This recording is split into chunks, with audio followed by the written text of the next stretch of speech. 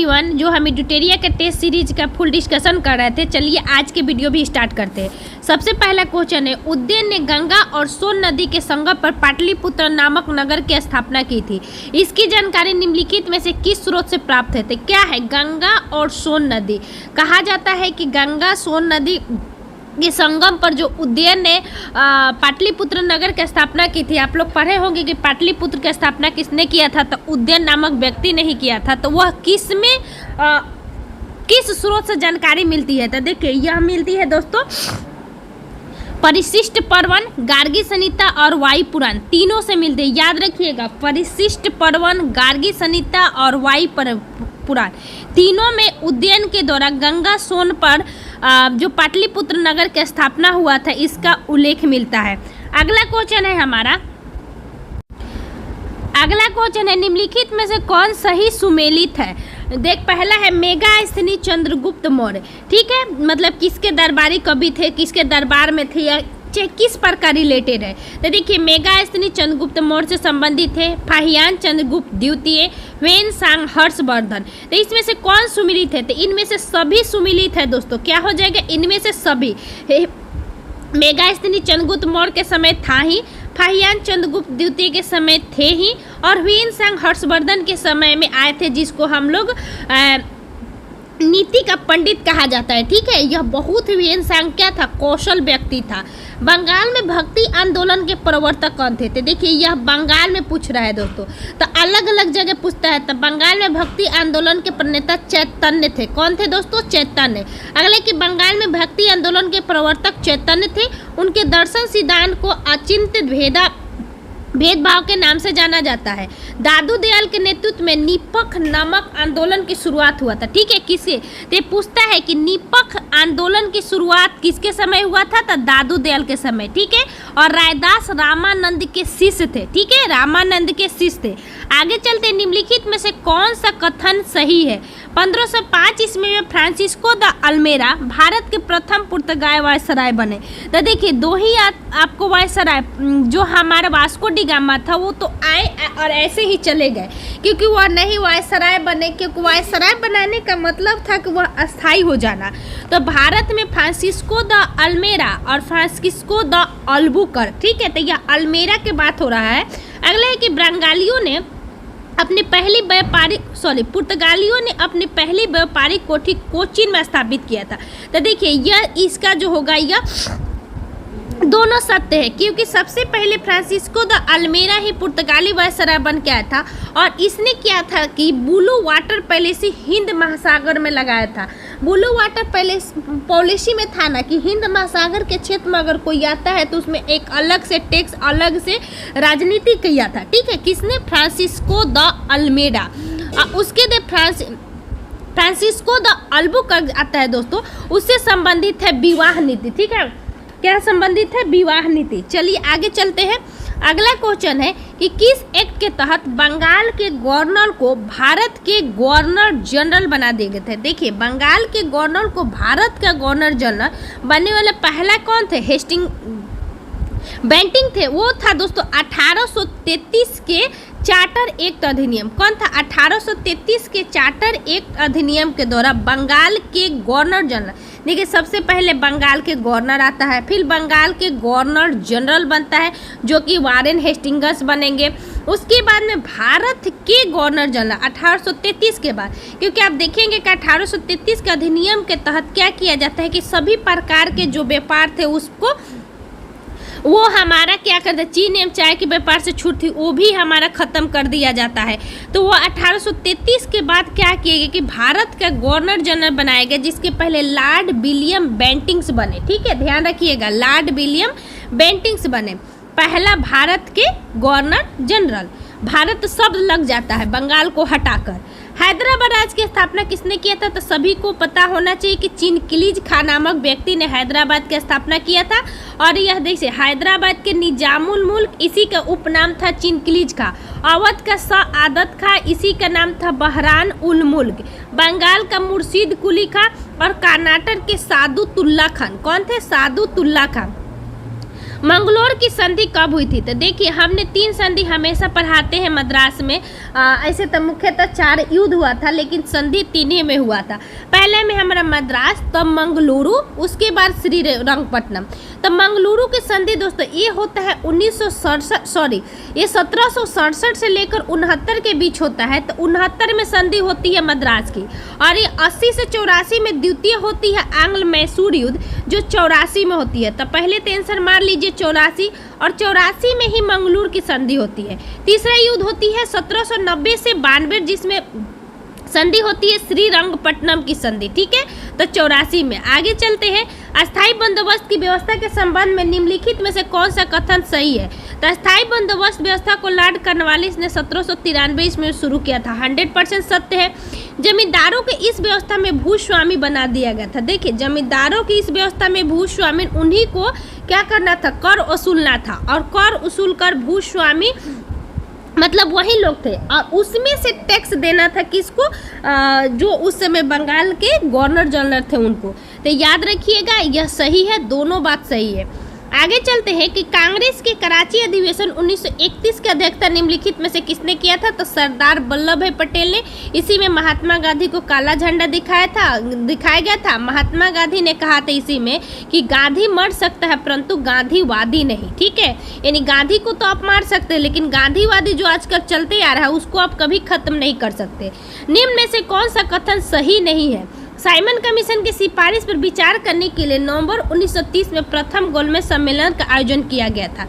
बिल्कुल सही है। इस सम्मेलन में गांधी जी ने कांग्रेस के एकमात्र प्रतिनिधि के रूप में हिस्सा लिया था। तो देखिए ये प्रथम गोलमेज सम्मेलन है, ना कि द्वितीय। महात्मा गांधी एकमात्र द्वितीय गोलमेज सम्मेलन में हिस्सा लिए थे। तो इसमें ऑप्शन नंबर दोस्तों 1 यहाँ गलत सही है और दूसरा गलत है, ठीक है। तो ध्यान रखिएगा, पहला गोलमेज सम्मेलन जो हुआ था साइमन कमीशन के सिफारिशों पर विचार करने के लिए, क्योंकि साइमन कमीशन ही आया था 1919 के अधिनियम की जांच करने के लिए।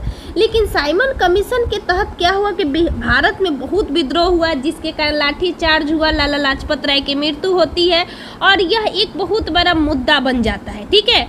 तब बहुत बड़ा मुद्दा बनने के कारण क्या होता है कि प्रथम गोलमेज सम्मेलन, द्वितीय गोलमेज सम्मेलन, तृतीय गोलमेज सम्मेलन, खैर आगे अन्य बातें भी समाहित होती है, लेकिन प्रथम साइमन कमीशन के लिए ही आया था, याद रखिएगा। और यह चला था 7 सितंबर से लेकर 1 दिसंबर नवंबर 1930 इसमें प्रथम गोलमेज सम्मेलन हुआ था, और द्वितीय 7 सितंबर 1931 से 1 दिसंबर 1931 तक, और इसमें एकमात्र गांधी जी ही थे जो कांग्रेस का प्रतिनिधि किए थे, ठीक है। अगला है कि किस केस में अरविंद घोष पर मुकदमा चलाया गया था? तो ये था दोस्तों अलीपुर षड्यंत्र कांड। अलीपुर षड्यंत्र कांड के तहत ही अरविंद घोष को, जिन्होंने निष्क्रियता का सिद्धांत दिया था, इन पर केस चला था। 18 में 1908 ईस्वी को कलकत्ता में अलीपुर अदालत में अवैध शस्त्र रखने के कारण 34 व्यक्ति को अलीपुर षड्यंत्र केस पर मुकदमा चला था, जिसमें अरविंद घोष भी थे, ठीक है। अगला है कि ईस्ट इंडिया एसोसिएशन के संस्थापक कौन थे? तो देखिए एक आता है ईस्ट इंडिया एसोसिएशन और एक आता है इंडियन एसोसिएशन। तो इंडियन एसोसिएशन आप लोग जानते होंगे सत्येंद्र नाथ बनर्जी, और यहाँ पे है दोस्तों इसमें कहा है ईस्ट इंडिया एसोसिएशन। तो ईस्ट इंडिया एसोसिएशन में दादा भाई नौरोजी आ जाएंगे, ध्यान दीजिएगा। दादा भाई नौरोजी ने 1866 ईस्वी में लंदन में स्थापित किया था, ठीक है। और उसके बाद सुरेंद्र नाथ बनर्जी होंगे दोस्तों 1876 ईस्वी में, मात्र 10 साल बाद इंडियन एसोसिएशन की स्थापना करेंगे, और बाद में यही जाकर कांग्रेस से 1886 में मिलेगा, यानी 10 साल का अंतर है। देखिए 66 में ईस्ट इंडियन, क्योंकि ईस्ट में ही पड़ता है लंदन, ध्यान रखिएगा, ठीक है। ईस्ट इंडियन एसोसिएशन, और उसके बाद 1866 में इंडियन एसोसिएशन, और 1886 ईस्वी में जाकर यह कांग्रेस से मिलेगा कौन? हमारा इंडियन एसोसिएशन। आगे चलते हैं कि अभ्युदय हिंदुस्तान पत्रिका के संपादक कौन थे? अभ्युदय, लीडर, हिंदुस्तान, तीनों पत्रिका का मदन मोहन मालवीय। अभ्युदय, लीडर और हिंदुस्तान तीनों पत्रिका के संस्थापक कौन थे? महात्मा गांधी। देखिए अन्य भी जोड़ा गया है, मर्यादा, ठीक है। हम 3 ही याद किए थे, अभ्युदय, लीडर और हिंदुस्तान। इसके अलावा मर्यादा भी है दोस्तों, याद रखिएगा। हिंदू महासभा की स्थापना 1915 ईस्वी में मदन मोहन मालवीय के द्वारा किया गया था, और इनका उपनाम जो है महामना है, महामना मदन मोहन मालवीय। भारत में सोने के सिक्के का सर्वप्रथम किसके द्वारा जारी किया गया था? तो भारत में सोने के सिक्के दोस्तों सर्वप्रथम है, इसमें 3 चीजें आती है। सर्वप्रथम किसने जारी किया, सर्वाधिक सोने के सिक्के किसने जारी किया और शुद्ध सोने के सिक्के किसने जारी किया? तो देखिए प्रथम सिक्के जो हो जाएगा दोस्तों हिंद यूनानी हो जाएगा। कौन हो जाएगा? हिंद यूनानी। लेकिन वही पूछता हमारा कि सबसे शुद्ध सोने के सिक्के किसने जारी किया? तो कुषाण वंश के समय में, जो कि कनिष्क थे, इनके समय में बहुत ज़्यादा प्रचलित हुआ था। ठीक है, तो शुद्ध सोना कुषाण और सर्वाधिक सोना तो गुप्त शासक। जरूरी नहीं है कि यह शुद्ध ही होगा, हो सकता है कि इसमें मिलावट भी हो। तो 3 चीजें याद रखना, प्रथम हिंद यूनानी, दूसरा शुद्ध सोना तो कुषाण और तीसरा सर्वाधिक तो हमारा गुप्त। आगे आइए, निम्नलिखित में से कौन सा राजवंश त्रिपक्षीय संघर्ष में शामिल नहीं था? तो इसमें पाल था, प्रतिहार था और राष्ट्रकूट था। कौन था? पाल था, उसके अलावा प्रतिहार था और राष्ट्रकूट था। पुष्यभूति वंश जिसमें हर्षवर्धन का हम लोग पढ़ेंगे, यह नहीं शामिल थे।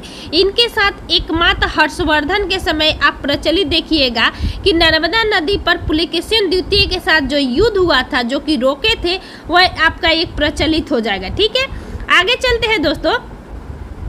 कनौज के लिए होता है। देखिए कनौज एक ऐसा, मतलब यहाँ पे कनौज था उत्तर प्रदेश के क्षेत्र में, यह विख्यात क्षेत्र हो चुका था। इसके लिए तीनों लड़ा था, दक्षिण से हमारा आएगा, पाल हमारा दोस्तों पूरब से आएगा, उसके बाद प्रतिहार पश्चिम से आएगा और इधर से आएगा हमारा कौन सा? राष्ट्रकूट आएगा। ठीक है, और ये तीनों जाके लड़ेगा। ठीक है, ये किसके लिए? कनौज के लिए। अंतरिम सरकार में वित्त मंत्री किसे बनाया गया था? तो अंतरिम सरकार में वित्त मंत्री लियाकत अली खान को बनाया गया था। याद रखिएगा, एक अंतरिम सरकार आता है और बाद में अस्थाई सरकार आता है।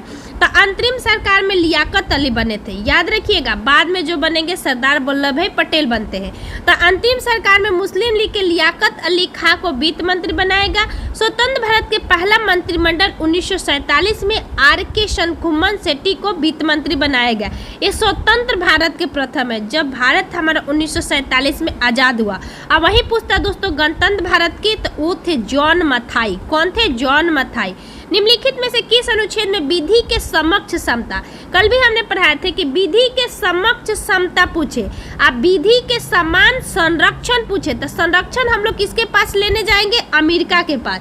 आप विधि के समक्ष समता हमारे पूछे तो ब्रिटेन के पास। अब विधि द्वारा स्थापित प्रक्रिया जापान के पास। तो याद रखना है अनुच्छेद 14 में। ठीक है, कौन सा? अनुच्छेद 14 में। आगे चलते हैं कि संविधान संशोधन लोकसभा एवं विधानसभा के कार्यकाल को 5 वर्ष से बढ़ाकर 6 वर्ष कर दिया गया था। तो किस संविधान संशोधन के दौरान लोकसभा एवं विधानसभा के कार्यकाल को 5 वर्ष से बढ़ाकर 6 वर्ष कर दिया गया था? तो ये था दोस्तों हमारा 42वां संविधान संशोधन। 42वां के तहत बढ़ाया गया और 44वां के तहत पुनः घटा दिया गया।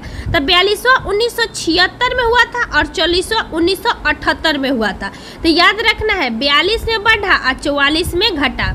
अगला चलते हैं कि भारत के उपराष्ट्रपति के निर्वाचन एक निर्वाचन मंडल द्वारा होता है। मतलब भारत के उपराष्ट्रपति के निर्वाचक एक निर्वाचक मंडल द्वारा होता है। लेकिन इसमें कौन कौन शामिल होते हैं? तो देखिए इसमें सीधी से आंसर है कि संसद के दोनों सदनों के सदस्यों को मिलाकर बनता है। ठीक है, इसमें निर्वाचित नहीं रहता है। लेकिन आपको राष्ट्रपति पूछेगा दोस्तों, तो राष्ट्रपति में हमारा निर्वाचित लग जाता है। क्या लग जाता है? निर्वाचित। राष्ट्रपति में हमारा लोकसभा का, राज्यसभा का और साथ में विधानसभा का निर्वाचित सदस्य। लेकिन उपराष्ट्रपति में दोनों सदनों, इसमें विधानसभा नहीं आता है, दोनों सदनों को सदस्यों को मिलाकर चुनाव होता है। अगला है कि पंचायती राज से संबंधित विभिन्न समितियों को कालक्रम के अनुसार व्यवस्थित कीजिए। तो कालक्रम के अनुसार कब कौन है? तो सबसे पहले तो आपको पता होना चाहिए जो हमारा पंचायती राज समिति था उसके लिए बलवंत राय मेहता समिति ही आया। तो बलवंत राय मेहता समिति 1957 में, लेकिन ऑप्शन में तो नहीं है। उसके बाद बलवंत राय मेहता के बाद में अशोक मेहता आता है 1977 में, 20 साल बाद। उसके बाद में आएगा दोस्तों GV.K. राव। ठीक है, कौन आएंगे? GV.K. राव। उसके बाद में हमारा आएंगे M.L. सिंधवी और तब आएंगे थुंगन। तो इसका हो जाएगा 1 3 4 2। क्या हो जाएगा? 1 3 4 2। ठीक है, तो याद रखना अशोक मेहता 77, GV.K. राव 85, M.L. सिंधवी 86 और थुंगन 88। अगला है दोस्तों कि थुंगन के बाद भी समझिए, दिमाग पर रखना है कि थुंगन के बाद में समितियां थम गई। थ से थुन गाना, थ से थम जाना, मतलब लास्ट समिति थुंगन समिति हम लोग पढ़ेंगे। उसके बाद में हमारा क्या होता है कि फिर जब नए सरकार का गठन होता है पीवी नरसिम्हा राव, तो 1992 में पंचायतों के लिए अलग से संविधान संशोधन होता है और प्रक्रिया स्टार्ट होती है। ठीक है, याद रखना है। अगला है कि राष्ट्रपति के विरुद्ध महाभियोग प्रारंभ करने के लिए संसद के किसी भी सदन में कम से कम कितने सदस्यों द्वारा प्रस्ताव प्रस्तुत किया जाना चाहिए। तो देखिए यह है महाभियोग। तो लगभग दोस्तों हमारा हमेशा जो आप देखिएगा कि 10% लोगों का याद रहता है, क्या 10% याद रहता है कि बहुमत होना चाहिए, बैठक होनी चाहिए। लेकिन इसमें ध्यान रखना प्यारे दोस्त कि कुल सदस्यों का 25% अगर नहीं है तो वह महाभियोग की प्रक्रिया स्टार्ट नहीं होगी। और 14 दिन पहले राष्ट्रपति को नोटिस देना रहता है और साथ में अनुच्छेद 61 के तहत उन पर महाभियोग लगाया जाता है, याद रखिएगा। आगे चलते हैं हम। अगला है कि भारत की संचित निधि से राज्यों की सहायता अनुदान किसकी सिफारिश पर दिया जाता है। तो भारत की संचित निधि से राज्यों को सहायता अनुदान वित्त आयोग की सिफारिश पर दिया जाता है। तो ध्यान रखना है, वित्त आयोग की सिफारिश पर दिया जाता है। देखिए अनुच्छेद 280 के अंतर्गत अर्ध न्यायिक निकाय के रूप में वित्त आयोग का गठन प्रत्येक 5 वर्ष पर राष्ट्रपति द्वारा किया जाता है। अर्ध न्यायिक निकाय है। वित्त आयोग एक अध्यक्ष और 4 अन्य सदस्य होते हैं। ठीक है, 4 अन्य सदस्य होते हैं। अगला है कि गिद्ध संरक्षण परियोजना कब आया था। तो देखिए गिद्ध संरक्षण परियोजना 2006 में आया था। हमने हाथी संरक्षण करने पढ़ा था दोस्तों 1992। गेंडा पूछे तो 1996। 92 में हाथी और गेंडा 96 में। 2006 में हमारा आया था गिद्ध संरक्षण।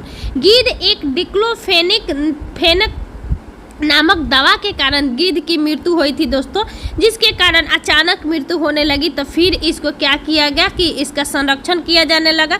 अभी वर्तमान में कहीं कहीं आपको दिखेगा। निम्न में से कौन प्राथमिक उपभोक्ता नहीं है। तो देखिए प्राथमिक उपभोक्ता जो घास उसको खाता है, तो गाय खाता ही है, भैंस खाता ही है, बकरी खाती है, लेकिन मोर नहीं खाता है दोस्तों, याद रखिएगा मोर नहीं खाता है। मोर द्वितीय उपभोक्ता है। एशिया एवं उत्तरी अमेरिका किसके द्वारा पृथक होती है। तो एशिया और उत्तरी अमेरिका प्यारे दोस्त है। तो उत्तरी अमेरिका इधर होती है, यहाँ पे हमारा होती है उत्तरी अमेरिका, दक्षिणी अमेरिका, यूरोप, और इसमें होते हैं अटलांटिक महासागर, तब हो जाता है अफ्रीका। इधर होता है दोस्तों हमारा एशिया, इधर होता है ऑस्ट्रेलिया।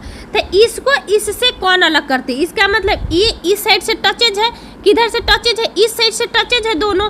तो इस साइड से जो टचेज होगा दोस्तों, तो इधर है हमारा एक ही है बेरिंग जलडमरू मध्य। क्या है हमारा बेरिंग जलडमरू मध्य। तो बेरिंग जलडमरू मध्य के कारण है क्योंकि इधर का क्षेत्र और इधर का क्षेत्र टचेज है, जिसके कारण यह हटता है। ठीक है, आगे चलते हैं। निम्नलिखित में से कौन सी महासागरीय धारा अटलांटिक महासागर में नहीं पाई जाती है। तो देखिए यह है अटलांटिक महासागर की जलधारा। तो आप देखिएगा तो गल्फ स्ट्रीम चलता ही है, ब्राजील की धारा भी चलती है, पेरू और कनारी। तो देखिए पेरू के तट पर यह चलता है, पेरू की धारा। तो याद रखना है पेरू की धारा इधर है, इस क्षेत्र में है, जो कि प्रशांत महासागर में है। पेरू और चिली के क्षेत्र में यह पड़ता है दोस्तों प्रशांत महासागर में। लेकिन गल्फ स्ट्रीम आपका यहाँ दिखेगा, जैसे उत्तर अमेरिका खत्म होता है और दक्षिण अमेरिका स्टार्ट होता है, तो इसी के कोना से गल्फ स्टार्ट होता है। ब्राज़ील आपका ब्राज़ील के तट से स्टार्ट होता है, क्योंकि इधर ब्राज़ील है और इधर अटलांटिक महासागर है। और दोस्तों कैनारी की धारा इधर से स्टार्ट होती है अफ्रीका के तरफ से। लेकिन पेरू के प्यारे दोस्तों पेरू तट होती है प्रशांत महासागर के तहत, इसलिए पेरू के तहत जो चलती है वह प्रशांत महासागर में चलती है, ध्यान रखिएगा। इसके अलावा फ्लोरिडा, ये भी हमारा किसका जलधारा है दोस्तों, अटलांटिक महासागर की। बेंगुएला और लेब्राडोर ये भी है, लेकिन इसमें देखिए बांट दिया गया है, गल्फ स्ट्रीम, फ्लोरिडा और ब्राज़ील। ये गर्म जलधारा है क्योंकि इधर उठती है, मतलब यहाँ समझिए कि उत्तरी अमेरिका है, यहाँ दक्षिणी अमेरिका है, इधर यूरोप है, इधर अफ्रीका है। तो ध्यान देने वाली बात है कि जो हमारा यहाँ पे हमारा अटलांटिक महासागर जो इस क्षेत्र में है, तो इस क्षेत्र से जो उठती है गर्म और इस क्षेत्र से जो उठती है ठंडा। तो यहाँ से कैनारी उठती है, बेंगुएला उठती है, लेब्राडोर उठती है।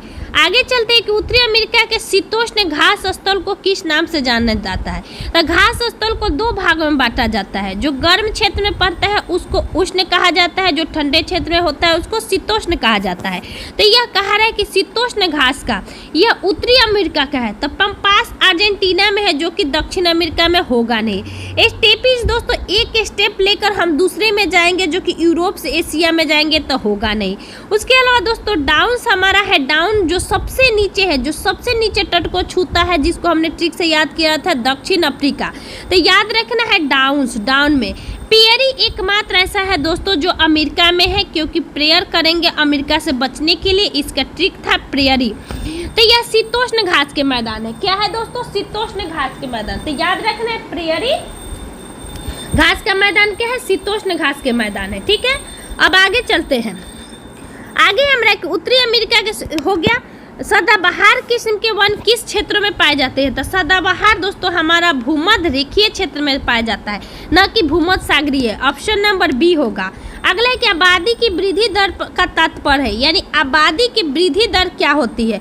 तो जन्म एवं मृत्यु दर के बीच का अंतर जो होती है ना, यही आबादी का, क्योंकि हम जन्म ले रहे हैं 4 लाख, हम मर रहा है मात्र 4000, तो यह आबादी बढ़ेगा ना, क्योंकि जितना जन्म होना चाहिए उतना मृत्यु भी होना चाहिए।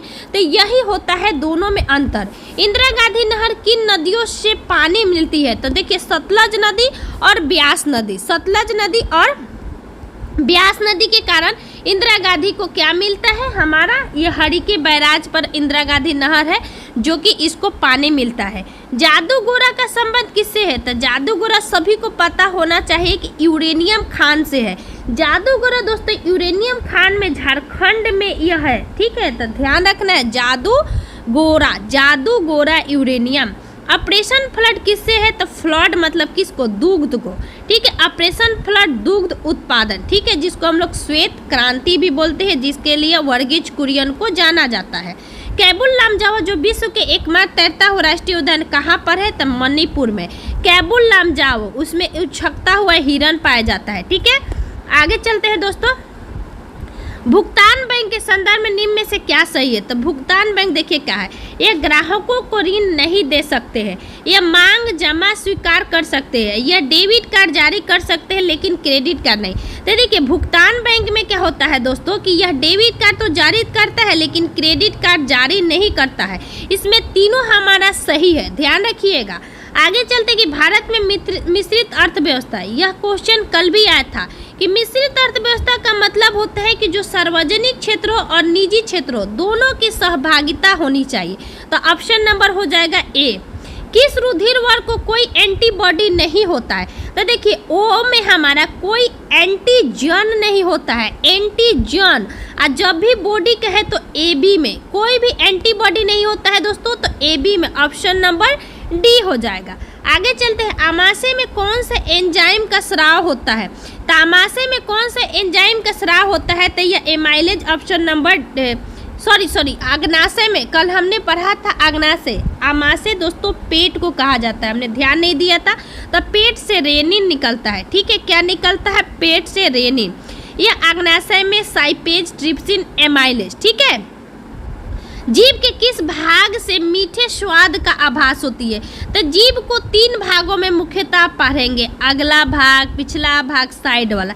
तो साइड में जैसे आप देखते होंगे कि हमको जो लार निकलने लगता है खट्टा देख के, तो साइड से निकलता है, तो खट्टा भैया साइड के साइड से हो जाएगा। ठीक है, यहाँ देखिए ये हमारा खट्टा हो जाएगा साइड से लिए, मतलब ये सावर दिया है। और जो स्वीट होता है आगे से होती है, और जो कट्टू होता है पीछे, क्योंकि खराब आदमी को हमेशा पीछे रखा जाता है। अक्सर आप देखिएगा तो खराब पीछे जाएगा, मीठा आगे रहेगा, अब बेचारा खट्टा साइड में रहेगा। तो खट्टा और नमकीन साइड में रहता है, लेकिन नमकीन आगे में रहता है और खट्टा पीछे में रहता है, क्योंकि नमकीन सबको मीठा के बाद में नमकीन सबको पसंद है। तो मीठा जस्ट आगे, जस्ट उसके पहले नमकीन, और तब हमारा खट्टा, तब हमारा सबसे कड़वा। भाई कड़वा आदमी सबसे पीछे रहेगा। अगला है कि फाइब्रिनोजोन नामक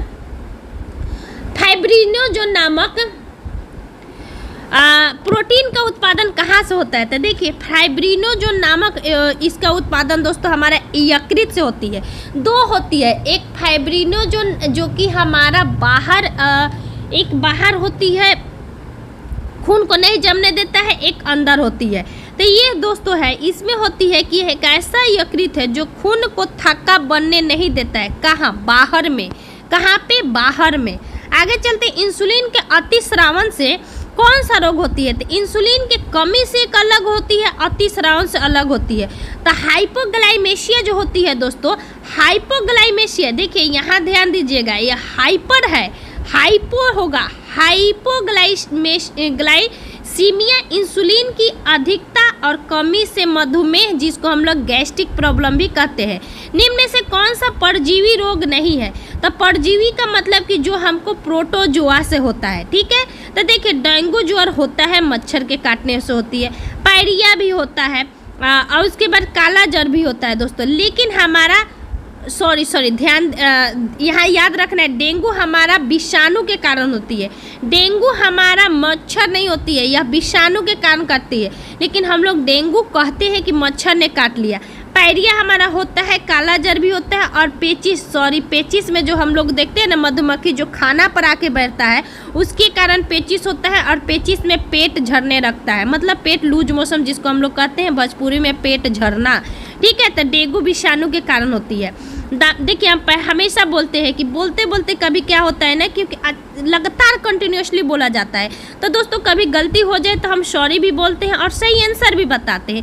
तो इसलिए प्लीज़ आप लोग ऐसे नहीं कहिएगा कि मैम ऐसे वैसे ये वो, ऐसा नहीं है। क्योंकि आप भी कंटिन्यूसली जब बोलिएगा ना, तो आपका भी कभी कभी मन लड़खड़ाने लगेगा, कभी किसी को तो बोल भी नहीं पाता है, ठीक है।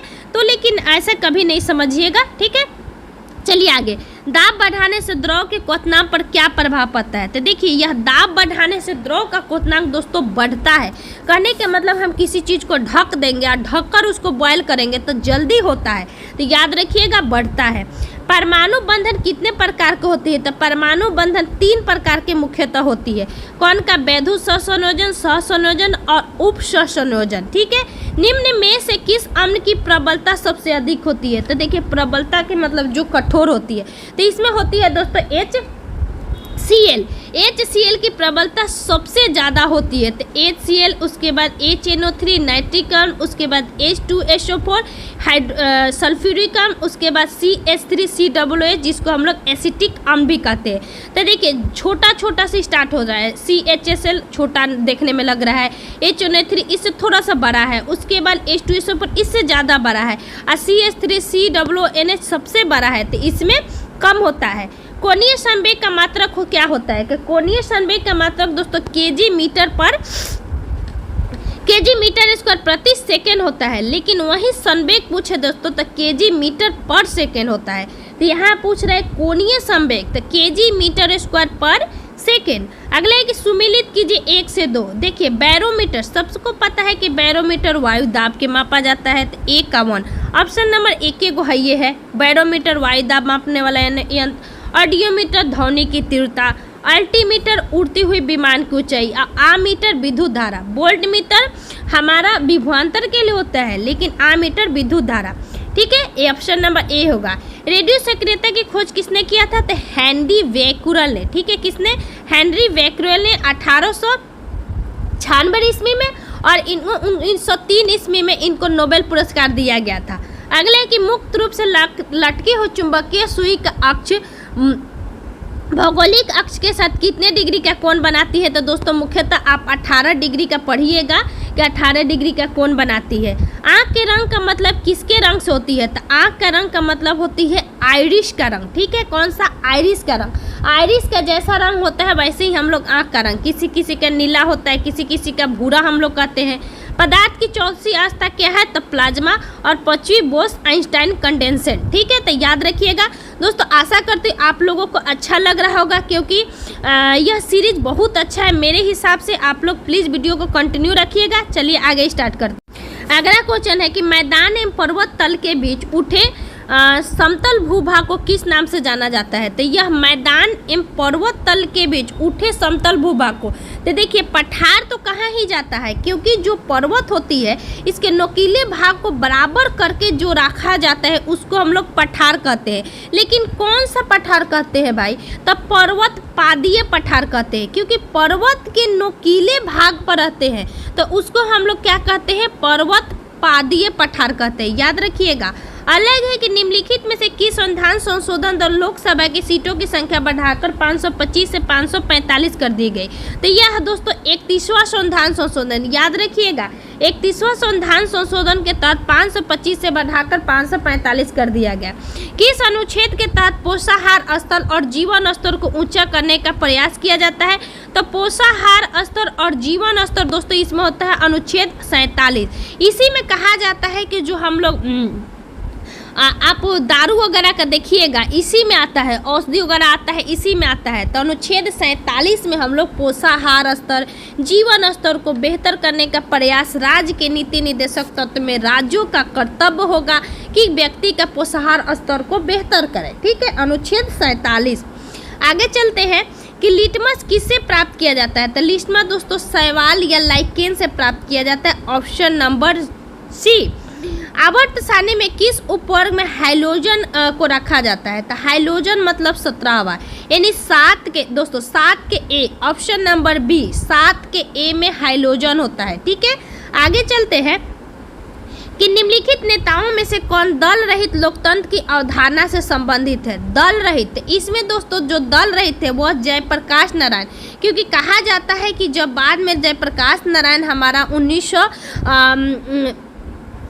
जब इनके द्वारा 1942 ईस्वी में हमारा भारत छोड़ो आंदोलन के तहत जो हमारा नेपाल के क्षेत्र में इनके द्वारा जो मेथी किया गया था भागकर, ये 1947 में जो हमारे देश की आज़ादी हुई, इनका प्रमुख योगदान है। तो दोस्तों इनको कहा जाता है कि यह दल रहित लोकतंत्र की अवधारणा से संबंधित है। इनको लोक नायक भी कहा जाता है। अगले कि लोकसभा के अध्यक्ष को कैसे हटाया जा सकता है?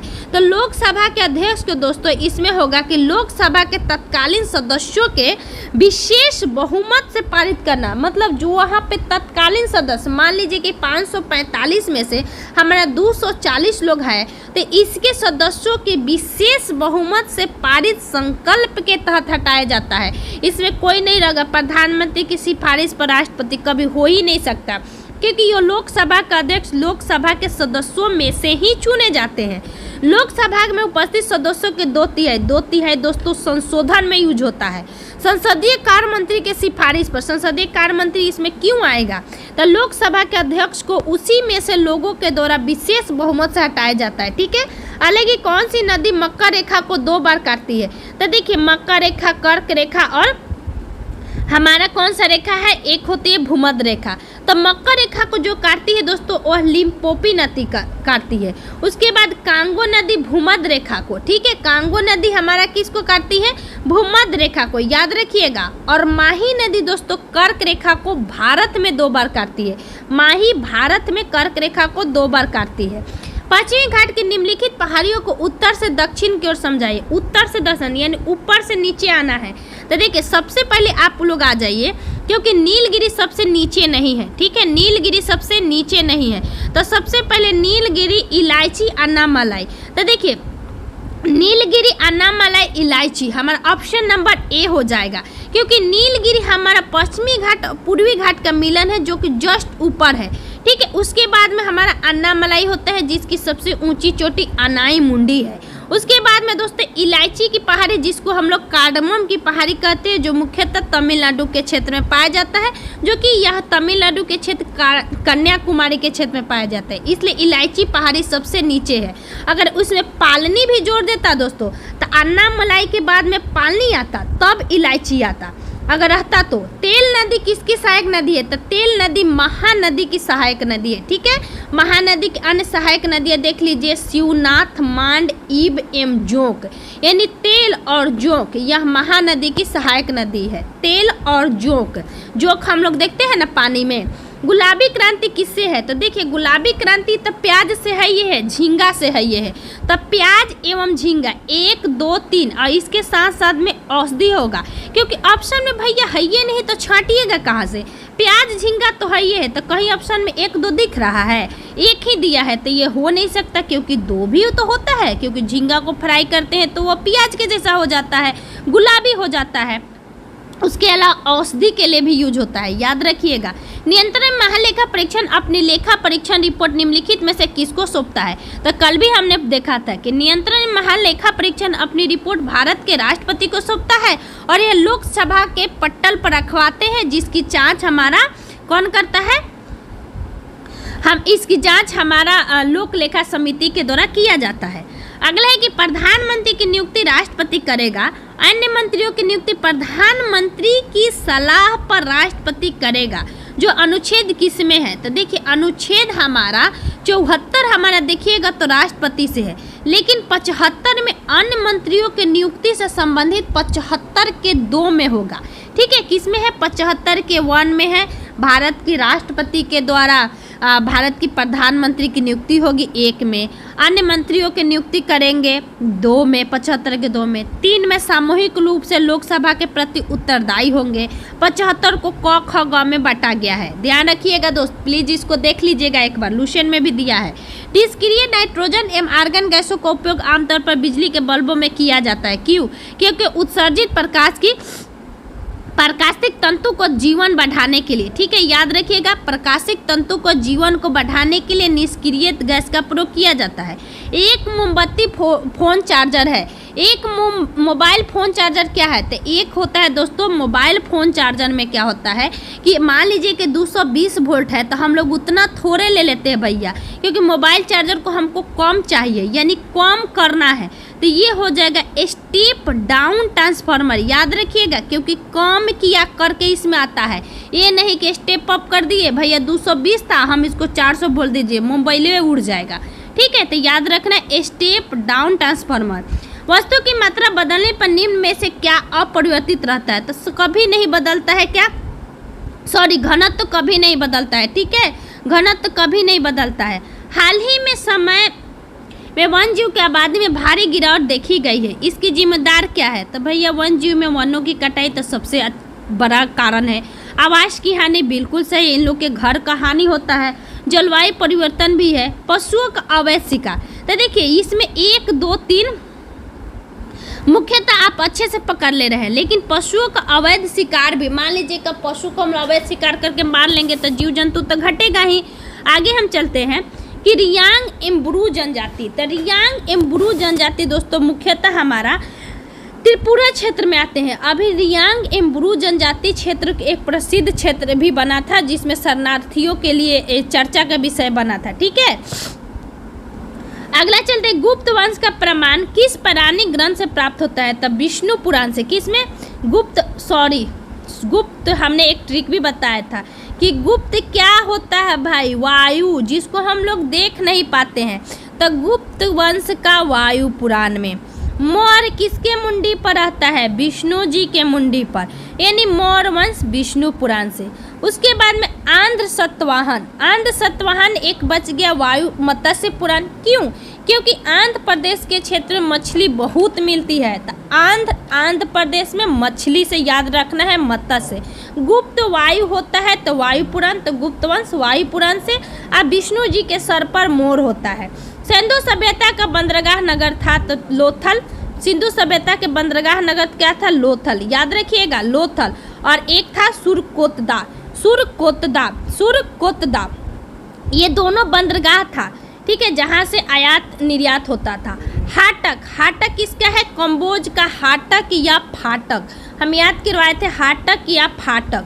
ठीक है, अगला है कि स्वराज शब्द का प्रयोग किसने किया था? तो सबसे पहले स्वराज शब्द का प्रयोग दयानंद सरस्वती के द्वारा किया गया था। ठीक है, तो दयानंद सरस्वती के द्वारा सबसे पहले स्वराज शब्द का प्रयोग किया गया था।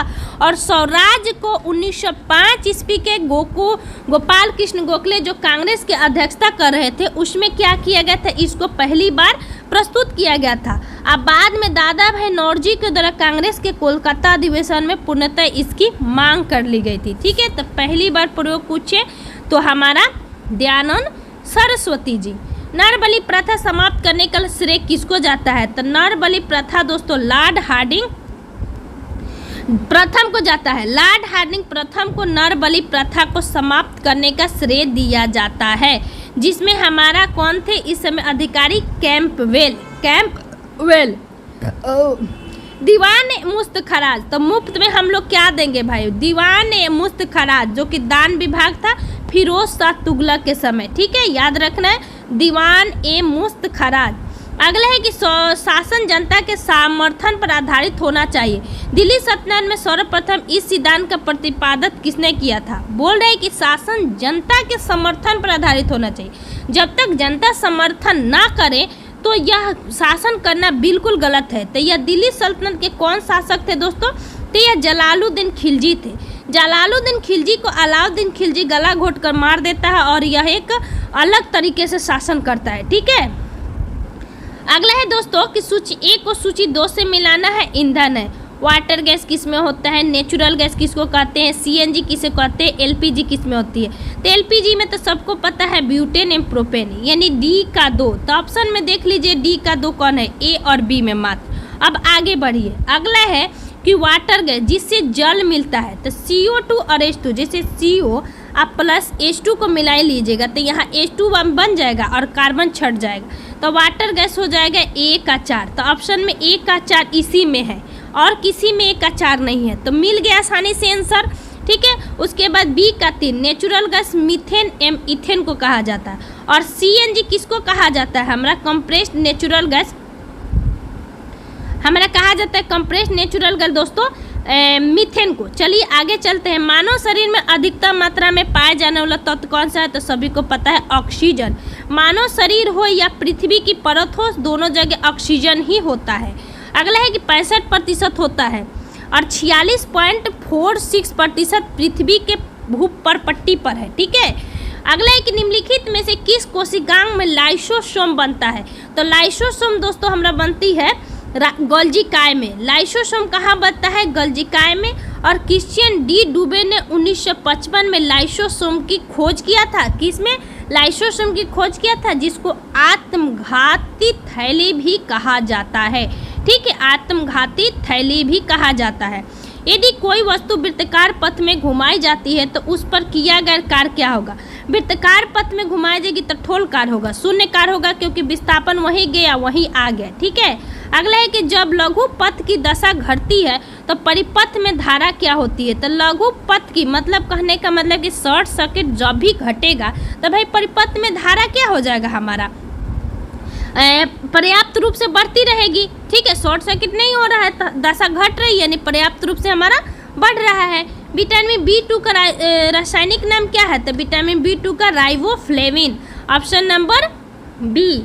तो राइबोफ्लेविन विटामिन B2 को, विटामिन C का एस्कॉर्बिक एसिड और रेटिनल विटामिन A का और थायमिन विटामिन 1 का। ठीक है, 1 का थायमिन, B2 का राइबोफ्लेविन। ठीक है, वह तो जो रक्त में नहीं पाया जाता, तो रक्त में जो नहीं पाया जाता था दोस्तों वह हो जाएगा तांबा। तांबा रक्त में नहीं पाया जाता है। निम्नलिखित में से कौन सा एक पंचशील का सिद्धांत नहीं है? पंचशील जो दोस्तों हुआ था किसके बीच? चीन के बीच हुआ था। ठीक है, तो पंचशील का इसमें समझौता नहीं था, नाभिकीय निवारण एवं परमाणु प्रतिशोध। इसके अलावा देखिए एक दूसरे के क्षेत्रों की अखंडता एवं संप्रभुता बनाए रखना कहाँ बनाता है? चीन हमेशा। उसके बाद तो 1962 में क्या कर दिया? हमला कर दिया, तो ये तो टूट गया।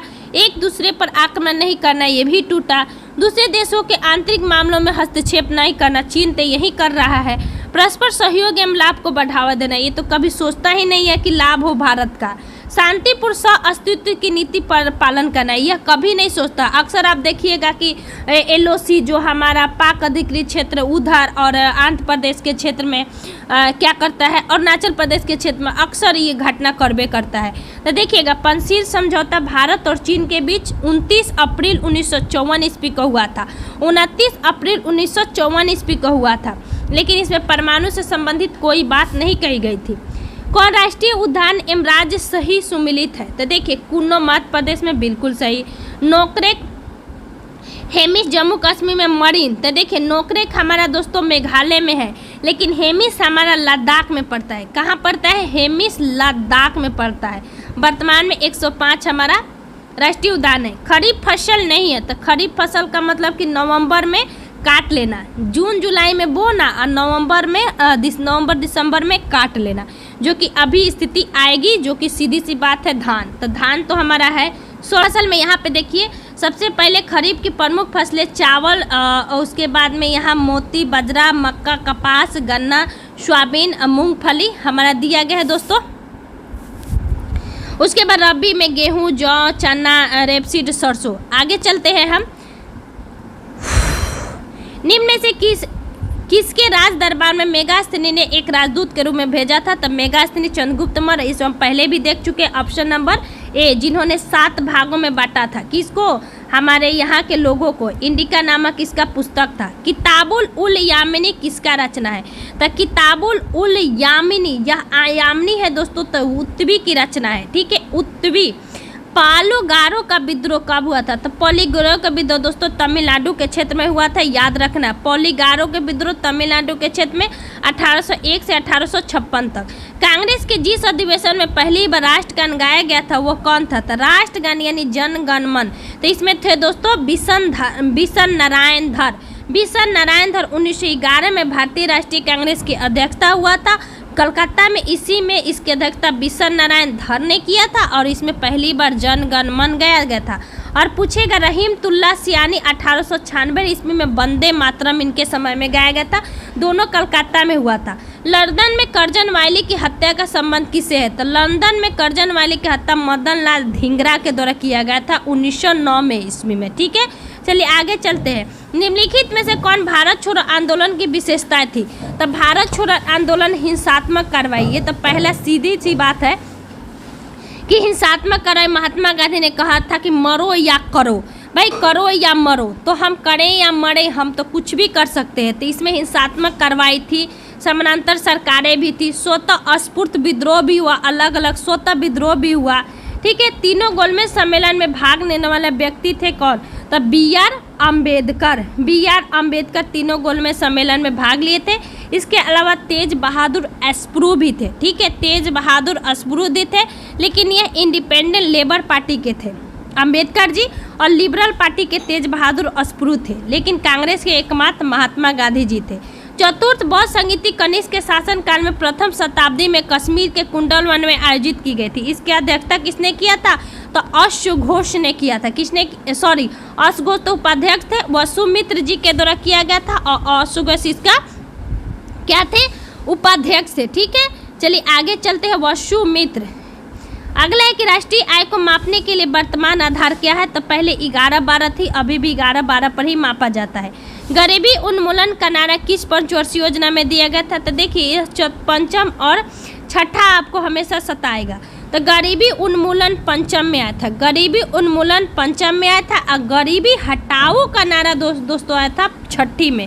80 से 85 के बीच में छठी आया था, और चौथी आया था दोस्तों, पांचवी आया था हमारा कब? 74 से 79।